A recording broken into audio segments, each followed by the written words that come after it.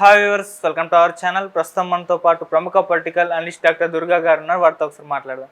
Madam నమస్కారం. Madam madam Jaganmohan Reddy గారు బెంగళూరు వెళ్ళారు. అక్కడ డీకే శివకుమార్ గారిని కలిశారు.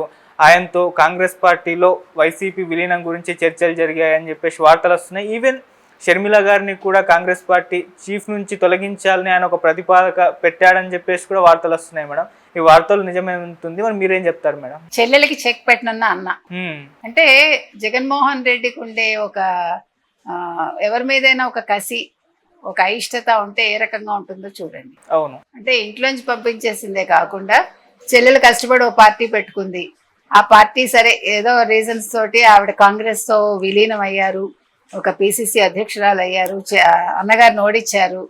అంటే ఈయనకి ఆ కసి అలాగే ఉందన్నమాట. చెల్లెలు నన్ను ఓడించింది, ఇద్దరు చెల్లెళ్ళు కలిసి నన్ను ఓడించారు, ఒక తల్లి ఇద్దరు చెల్లెళ్ళు నన్ను ఓడించారు అనుకున్నాడు. ఇప్పుడు తల్లిని అయితే రానిచ్చాడని విన్నాం మనం. ఆవిడ ఇప్పుడు అక్కడే తాడేపల్లిలోనే ఉన్నారని మనకైతే న్యూస్ ఉంది. సో ఇప్పుడు చెల్లెళ్ళని ఆయన డైరెక్ట్ గా ఎదుర్కోలేక ఈ రకంగా ఆయన రాజకీయ కుతంత్రాలు అంటాం మనం. సో ఆ రకంగా చేస్తున్నారు అన్నమాట. అంటే ఇప్పుడు తనకి చెక్ పెట్టాలి, ఏ రకంగా పిసిసి అధ్యక్షురాలుగా ఆవిడని తీసేయాలి. మీకు ఈ మధ్యకాలంలో గత 2 రోజులుగా కాంగ్రెస్ లో ఇంటర్నల్ గా కూడా ఈవిడ మీద చాలా నెగిటివ్ స్వరాలు వినిపిస్తున్నాయి మనకి. ఈవిడ పిసిసి అధ్యక్షురాలు ఏం చేసింది, ప్రతిపక్షానికే సపోర్ట్ చేసింది. ఆవిడ కాంగ్రెస్ ని బలోపేతం చేయలేకపోయింది. కాంగ్రెస్ ఓడిపోవటానికి షర్మిల పిసిసి అధ్యక్షురాలుగా ఉండడం కూడా ఒక కారణం అని చాలా స్వరాలు, విభిన్న స్వరాలు వస్తున్నాయి. సో అంటే ఆవిడకి పార్టీ లోపల పార్టీ బయట కూడా ఆవిడకి ఎదురు అన్నమాట. సో ఇప్పుడు ఏంటంటే జగన్మోహన్ రెడ్డి గారు ఆయన ఓటమిని అంగీకరించలేకపోతున్నారు.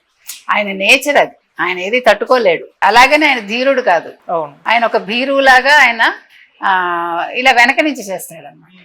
సో నిన్న ఆయన యలహంక వెళ్ళినప్పుడే అందరికీ ఒక డౌట్ వచ్చింది, ఈయన ఎందుకు వెళ్ళాడు సడన్ గా బెంగళూరు. ఆయనకి ఇక్కడ నెగిటివ్ ఎక్కడ, మనకి పులివెందుల్లో కూడా ఆయనకి ఫస్ట్ కార్యకర్తలు ఆయనకి ఇబ్బంది పెట్టారు ఆయన మీద, అంటే ఆయన ఇంటి మీద రాళ్లు వేసి అంతా. తర్వాత జగన్ మీద అంతా నెగిటివ్ వచ్చింది. నేను యలహంక వెళ్ళాక కూడా, ఆయన బెంగళూరు దిగాక కూడా అక్కడ ప్రజలు Jaganmohan Reddy CM down down అని, తర్వాత ఏమో ఇది సైకో అని ఆయన అని, అంటే ఆయనకి నెగిటివ్ అనేది ఆయన చవి చూస్తున్నారు. సో ఇది పక్కన పెడితే ఆయన యలహంక ప్యాలెస్ కి ఎందుకు వెళ్ళారు ఆఫ్టర్ 10 years, ఒక దశాబ్ద కాలం అటుపక్క ఆయన కన్నెత్తి కూడా చూడలేదు.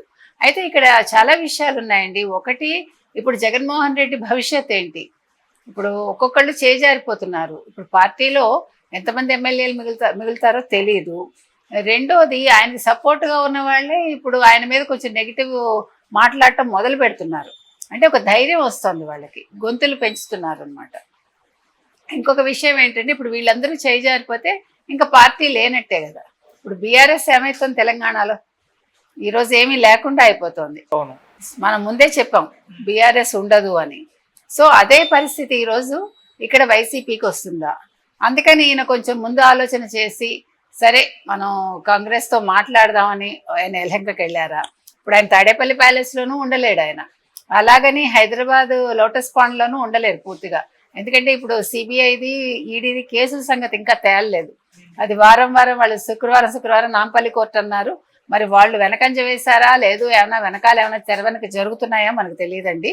అంటే వాటి మీద ఏమైనా ఈయన వెళ్ళి మోదీని ఏమైనా బతిమాలుకున్నారా అమిత్ షాని, మనకేమి ఇంకా విషయం తెలియదు. సో ఈ కేసులు ఈ పక్కన ఉండగా ఆయన ఇప్పుడు లోటస్ పాండ్ లో ఉండలేరా? సరే, ఇంకా పులివెందులు ఎటు ఉండలేడు ఆయన, అది డిసైడ్ అయిపోయింది. ప్రజల్లో ఒక అపనమ్మకం అనేది ఈయన మీద వచ్చేసింది. ఈయన పనికిరాడు ముఖ్యమంత్రిగా అని వాళ్ళు అనేసుకున్నారు. కాబట్టి ఇప్పుడు నెక్స్ట్ ఆప్షన్ యలహంకకి వెళ్ళాక ఇప్పుడు డీకే శివకుమార్ని కలవాలి.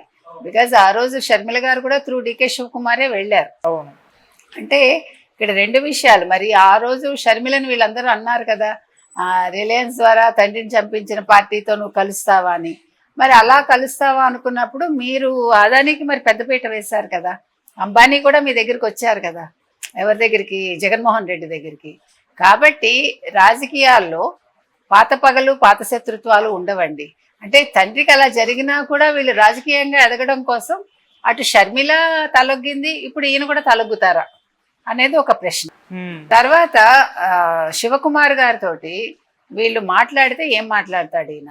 ఫస్ట్ ఈయన మాట్లాడబోయేది అంటే భారతీరెడ్డిని మనం కనుక దృష్టిలో పెట్టుకుంటే భారతీరెడ్డి షర్మిలను ఏ రకంగానే ఎంటర్టైన్ చేయదు ఆవిడ. కాబట్టి మీరు ముందు షర్మిలని తీసేయమని చెప్పమని ఆవిడైనా చెప్పొచ్చు, లేదు ఈయనకే సొంతంగా తోచి ఉండొచ్చు, మనకు తెలియదు. కాబట్టి షర్మిలను తీసేయమని అయితే నెంబర్ 1 అడుగుతారు. అడిగాక విలీనం విషయంలో కండిషన్స్ పెడతాడు ఆయన, అంటే కేసుల మాఫీ గురించి. కానీ కేసుల మాఫీకి కేంద్రం ఏం చేస్తుంది? ఇప్పుడు కేంద్రంలో అయితే ఒక తెలంగాణలోనే వాళ్ళకి ఇక్కడ ఉంది, అవకాశం ఉంది. అంటే ఒకసారి ఈయన కాంగ్రెస్ లో చేరితే రేవంత్ రెడ్డి ఈల్డ్ అవుతాడా? అంటే తెలంగాణ ముఖ్యమంత్రి రేవంత్ రెడ్డి మీద డికే శివకుమార్ ఇన్ఫ్లుయెన్స్ ఉంటుందా? లేదు డికే శివకుమార్ ద్వారా సోనియా గాంధీ కావచ్చు, లేదు రాహుల్ గాంధీ, ప్రియాంక గాంధీ వాళ్ళని ఇన్ఫ్లుయెన్స్ చేసి వాళ్ళ ద్వారా రేవంత్ రెడ్డికి చెప్పిస్తారా? అంటే ఎంత చూడండి, ఒక రాజకీయ ఒక వ్యూహం వేస్తే ఈయన వ్యూహాలు ఏ రకంగా ఉండొచ్చు అని మనం ఆలోచిస్తున్నాం. అంటే ఇక్కడ తెలంగాణలో కోర్టు, ఆయన నాంపల్లి కోర్టుకి వెళ్ళాలి కాబట్టి ఇక్కడ జడ్జెస్ని ఇన్ఫ్లుయెన్స్ చేస్తారా? అంటే ఒక దూరాలోచన, అంటే తన కేసుల కోసం. ఇక్కడ పార్టీ ఉంటుందా ఉండదా పక్కన పెట్టండి, ముందు తన సర్వైవల్ ముఖ్యం ఆయనకి. ఆ సర్వైవల్ కోసం ఇంత ఆలోచించి ఉండొచ్చు మనం అనుకోవటం, మనకు తెలీదు. అంటే ఒక ఎత్తు వేస్తే చదరంగం ఎత్తుల్లాగానే ఇవన్నీ కూడా రాజకీయపు ఎత్తులు. సో ఈయన ఇన్ని ఆలోచించి ఉండొచ్చు. అంటే మనం అనుకుంటున్నాం ఈయన ఏదో ఫీల్ అయిపోతున్నాడు, ఈయన గమ్మున కూర్చున్నాడు, తాడేపల్లిలోంచి బయటికి రాలేదు. కాదు, ఆయనకి మిగతా వాళ్ళు అనవసరం అండి. ఇప్పుడు తను ఎదగడానికి ఒక్కొక్కరిని ఆయన సోపానం చేసుకుని ఒక సజ్జలు అయిపోయారు, సజ్జల కొడుకు అయిపోయారు. అంటే తన అవసరం వరకే వాళ్ళు. ఇప్పుడు తన ప్యాలెస్లు కట్టుకున్నారు. కాకపోతే అది ఆయనకి అది వికటించింది అనుకోండి, అది వేరే విషయం. నేను నెగ్గుతాను అనుకున్నాడు, ఆయన భ్రమల్లో ఉన్నాడు. కాకపోతే ఈ భ్రమల్లోంచి కూడా ఆయన నేను ఎట్లా బయటపడాలి నా కేసుల్లోంచి అనేది తీవ్రంగా ఆలోచించి ఉండొచ్చు. ఆ ఆలోచనలోంచి ఆయన ఓకే శివకుమార్ని కలుద్దాం, అయితే యలహంకకి ఎందుకు వెళ్తాడు? ఆయన బెంగళూరు ఇప్పుడు వెళ్లాల్సిన పనే ఉంది. పూర్వం అంటే సత్సాయి గారు ఉండేవారు, ఇప్పుడు ఆయన కూడా లేరు. అంటే మనం అనుకోవటానికి ఒక ఆధ్యాత్మికంగా పోనీ ఒక గురువు దగ్గరికి వెళ్ళారు అనుకోవటానికి కూడా లేదు. గురువులు బోల్డ్ మంది ఇక్కడ ఆంధ్రప్రదేశ్లో ఉన్నారు, తెలంగాణలో ఉన్నారు ఆయనకి. కాబట్టి ఈయన ఒక రాజకీయపు ఎత్తుగడతోటే అక్కడికి వెళ్ళారని అనుకోవాలి. ఒకటి షర్మిలాకి చెక్ పెట్టడం అండి. షర్మిలాకి చెక్ పెట్టడం వల్ల షర్మిల ఇంకా రాజకీయంగా పతనం అయినట్టే ఆవిడ. 2 తెలుగు రాష్ట్రాల్లోనూ ఇంకా ఆవిడకి భవిష్యత్తు లేదు. ఒక్కసారి కాంగ్రెస్ కాదు అంది అంటే ఆవిడ ఇంకెక్కడికి వెళ్ళలేరు. తెలుగుదేశం వాళ్ళు తీసుకోరు, అంటే ఈవిడ వెళ్ళరు. 2 రకాలు, ఈవిడ వెళ్ళలేరు, వాళ్ళు తీసుకోరు. ఇంకా బీఆర్ఎస్ తో సంబంధం లేదు. కాబట్టి ఆవిడ రాజకీయ భవిష్యత్తుకి సమాధి కట్టినట్టు అయిపోతుంది. అంటే ఆయన కసి తీర్చుకున్నట్టు అవుతుంది. ఏ చెల్లెలైతే తను ఓడిచ్చిందో ఆ చెల్లెలకి రాజకీయ భవిష్యత్తు లేకుండా చేయటంలో ఆయన సక్సెస్ అయినట్టు అవుతుంది. సో అక్కడ భారతీరెడ్డి గారు కూడా ఆవిడ సంతోషిస్తారు. సో ఇక్కడ ఒక దెబ్బకి 2 పిట్టలు అన్నమాట. సో ఆ రకంగా అవుతుంది. ఇక్కడ ఈయన కేసులు మాఫీ చేసుకోవటానికి ఏం చేస్తారు? వసుదేవుడు అంతటి వాడే గాడిద కాళ్ళు పట్టుకున్నాడు. కాబట్టి రాజకీయాల్లో ఏది కూడా తప్పు లేదు. ఎంత ఎత్తుకైనా వెళ్తారు, ఎంత కిందకైనా దిగజారుతారు. కాబట్టి ఈయన ఆలోచించుకుని ఈయన ఎత్తులు వేస్తున్నాడు. ఇప్పుడు కాంగ్రెస్ వాళ్ళకి ఏం పోయిందండి, వస్తానంటే చేర్చుకుంటారు. ఇవన్నీ కూడా టెంపరీ ఫేజ్లే, ఏది పెర్మనెంట్ గా ఉండదు. ఇప్పుడు ఏ పార్టీ తీసుకున్నా కూడా ఎవరికి ఉండే లోపాలు వాళ్ళకు ఉన్నాయి, ఎవరికి ఉండే మంచి వాళ్ళకు ఉంది. కాబట్టి ఇప్పుడు ఈయన కాంగ్రెస్ లో చేరటం మంచిగా చేయడానికి విశ్లేషణ అనవసరం అండి. ఈ రోజు రాజకీయాల్లో నీతి నిజాయితీలు మంచి చెడులు అనేవి మనకి మృగ్యం అంతే. ఓకే, కానీ మేడం ఎన్డీఏ కూటమితో మొన్నటి వరకు కూడా జగన్మోహన్ రెడ్డి గారు ఒక స్నేహభావంతోనే ఉన్నారు. మరి ఇప్పుడు ఆ స్నేహాన్ని వదులుకొని ఇండియా కూటమిలోకి చేరుతారు అన్న దానిపైన ఏ విధంగా చూడొచ్చు అంటారు?